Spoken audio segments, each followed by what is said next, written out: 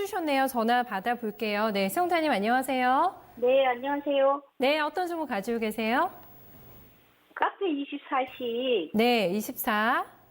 10% 네, 15만 1,000원이요. 45만 원에 예. 들고 계신 지는 얼마 되셨어요? 얼마 안 돼서 그 신동주. 네, 저기 신동주 저희 전문가님이- 진짜 쉬운 진단 보시고 사셨군요. 예, 예, 예. 예. 지난달 정도에 들어가신 것 같은데 네네. 약간 좀 손실 구간에서 네, 어떤 부분 오늘 도와드릴까요? 이것이 네. 그 매가까지 올라올 수 있을런지. 그게 가장 답답하시고 네. 네, 당시에 저희 추천 받으실 때 그때 가격대가 어느 정도까지 보셨죠, 시청자님?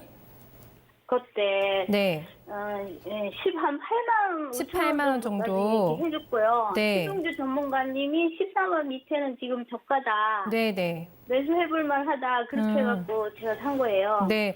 아마 이게 뭐 단기적인 대응은 아니었던 걸로 저도 정확히 기억을 하기 때문에 일단 시청자님 시간적인 투자하실 수 있는 여유는 좀 되세요? 네, 있어요. 네, 알겠습니다. 저희가 중장기적인 투자로 감안해서요, 방향 잡고 가격대 네. 한번 잡아볼게요. 예. 네, 카페 24 오늘 강보한 마감입니다. 12만 4천, 네, 800원에 마감이 나왔고요. 이 종목이 뭐 20만 원 선도 넘어가면서 굉장히 뭐 강했던 주식이었습니다. 최희성 전문가님, 온라인 쇼핑 좀 하세요? 네. 네, 하죠. 네, 카페 24의 어떤 성장성을 믿고 아마 투자하고 계신 분들이 많으실 것 같은데 저희 시청자님이 그렇게 호락호락한 가격대는 또 아니세요. 근데 매수가가 네, 그래서 회복 가능한지 여부가 가장 궁금하다고 하시는데 표정이 조금 가능성이 높게 보진 않으시나요? 제가 어떻게 이제 정답은 아니죠. 점검하세요? 제가 예. 정답은 아니지만 같은 전문가님들 활동하면서도 시각이 다를 수 있고 같을 수도 있고 또 같다고 해서 또 예. 맞는 게 아니에요. 틀릴 수 있어요. 둘 다 똑같은 목소리인데 틀릴 수도 있는 거고. 근데 이제 제가 카페 입사를 이제 보면은 이 종목을 장기적으로 볼 거냐 했을 때 우선 네. 장기적으로 보기에는 좀 더 고민이 되지 않나 싶어요. 왜냐하면 실질적으로 이 회사가 뭐 제약바이오처럼 뭐 어떤 개발 단계에서의 대박이 있는 게 아니고 그런 건 아니죠. 기존의 비즈니스 플랫폼이기 때문에 기존 네. 사업이 점점 늘어나면서 실적으로 매출이 보여진단 말이죠.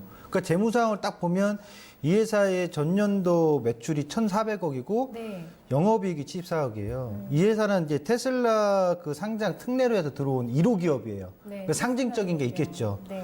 근데 어쨌든 실적 부분이 이제 보면은 이제 1,000억대 넘어오고 성장하는 건 맞는데 영업이익하고 이렇게 따져보면 과연 영업이익이 낮지는 않아요. 향후 이제 전망을 밟으면 영업이익이 10%대 넘어오긴 합니다만 네. 그 이것보다 영업이익이 더 좋은 기업도 많아요. 메디톡스 50% 깎아 40%돼 있고 하니까 고평가인가요? 네. 카페 24. 그거예요, 바로. 시가총액이 현재 네.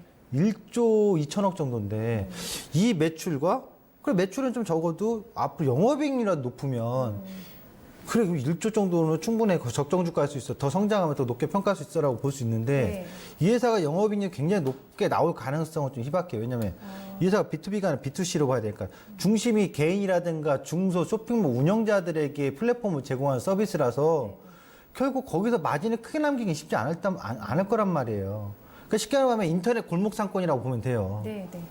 그런 솔루션으로 과연 이 회사가 시가총액이 계속 2조, 3조권이 인터넷 쇼핑몰 자체가 커지는 건 알겠는데 이 회사의 플랫폼 비즈니스 사업에서 과연 이익률이 얼마나 커질 거냐에 대해서는 좀 의구심이 네, 든단 해외 말이죠. 쪽으로 또 넘어가니까 국내에서 그게 이제 일본 얘기를 해요. 네. 중국도 얘기해요. 네. 일본하고 중국에도 우리보다 더 플랫폼 좋은 기업들 많아요. 그렇기 때문에 그거는 막연한 기대감이지. 아, 이렇게 따지면 저희에 대해서 뻥튀기를 우리나라에서 제가 만드는데. 그래서 해도 이제 넘어간다고 해도 영업이익률이 떨어진다고 하시는 확인하는 게 거 마진을 줄이고 이제 경쟁을 해야 해서. 그렇죠. 네, 그런 네. 부분이고 해외 부분은 아. 너무 막연하다. 제가 봤을 때. 왜냐하면 아직은요? 확인되는 과정을 따라가 늦지 않는다고 봐요. 네. 예를 들어서 이 회사의 비즈니스 플랫폼이 네. 전 세계 아무도 없는 거다라고 하면 하지만 실적으로 유튜브도 마찬가지예요.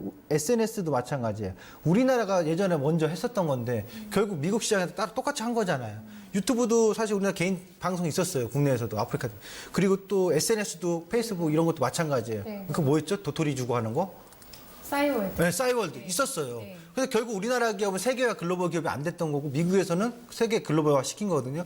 그러니까 이 회사가 갖고 있는 플랫폼 자체가 정말 독점적이냐 이런 건 아니라고 봐요. 경쟁력도. 그렇죠. 그렇다면 예. 결국 매출과 실적을 확인하는 과정을 통해서 장기 가치 투자에 대한 것을 점진적으로 따져봐야지 그냥 막연하지 이 회사가 이런 플랫폼이 있으니 기대감이 높다. 당연히 온라인 쇼핑 늘어나는 거 다 알아요. 그 온라인 쇼핑 늘어나면 뭐 골판지 시장이나 택배 시장도 증가할 건데 그거는 뭐 가치주 아닙니까? 성장주 아닙니까? 똑같은 논리죠. 그러니까 그 논리만 가지고는 빈약하니 제가 봤을 땐 장기 가치 투자까지는 그렇고요. 그리고 이분이 아마 대응했다라면 사실 기술적으로 손절가 나갔어야 돼요.